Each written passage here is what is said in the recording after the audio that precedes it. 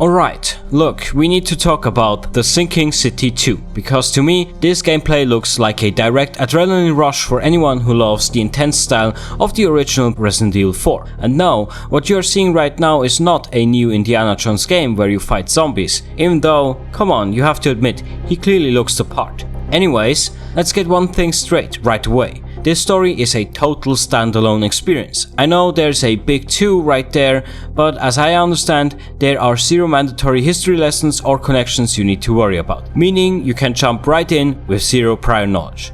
You play as Calvin, an occult investigator trying to rescue his partner, Faye, from a supernatural coma in a flooded 1920s town. And with that said, welcome back to OpenSplit with Last Week in Gaming every Monday as usual. For more videos just like this one, subscribe to the channel and check out my own survival roguelike over on Steam. And now, let's buckle up.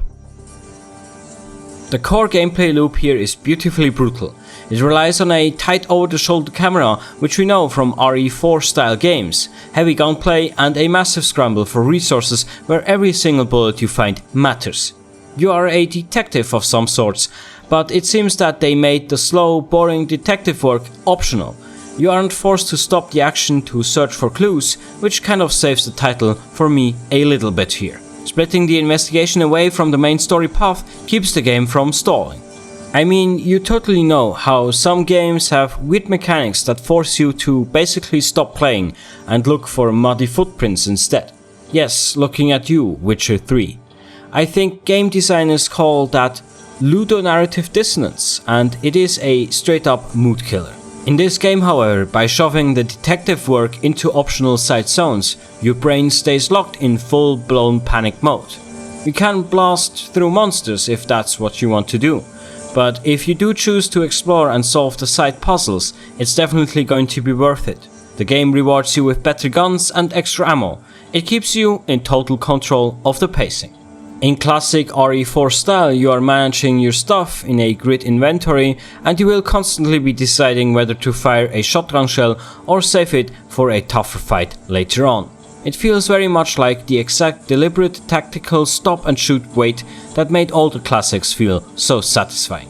Rigid item management grids rely actually on a fascinating psychological trick that traces right back to cognitive load theory. Your decision making falls apart easily when a game clogs your memory with in-game hazards while also forcing you to play inventory Tetris. It greatly depends, however, if the game is paused during inventory time or not. This changes up the pacing quite a bit, and I do wish devs would just make that an optional toggle so everyone can get the experience that makes sense for them.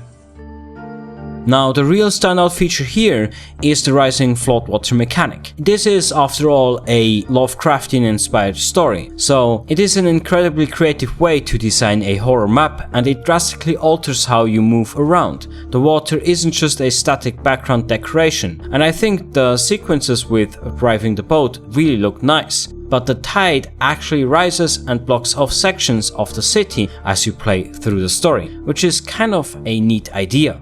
You see, level designers have a fantastic trick for messing with your head. It revolves around topophobia, which is the distinct psychological dread of an unpredictable space. Your subconscious safety anchoring is shattered. You are left in a state of absolute hypervigilance because your own memory of the map becomes your biggest liability. And you can see that never having a true safe zone modifies how you play.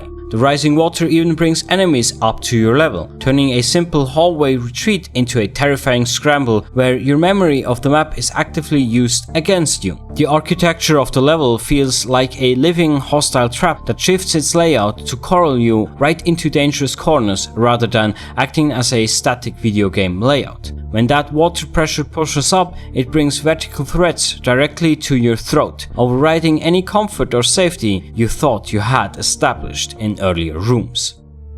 Now, we also have to talk about the visual aspect of the game because it is a horror game and that's kind of relevant. This is again an Unreal Engine 5 project, but I think they used the engine very well, perfectly balancing pitch black rain-soaked streets with bright glowing cosmetic elements. And you know what, there's an awesome bit of visual psychology at play here as well. The developers are using bright neon lights as a trap, In almost every survival horror game, a bright light means a safe room or a safe point of some sorts. Here, those glowing spots mean you are walking straight into danger.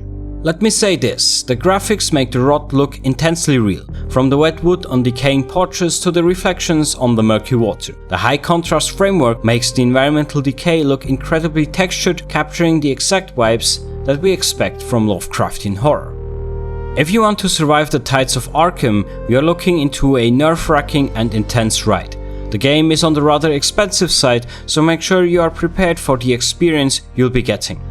Anyways, that's all I had to say about this game. I hope you had fun watching this video, thanks a lot for sticking around, leave a like if you enjoyed the show, and let's meet again in the next one.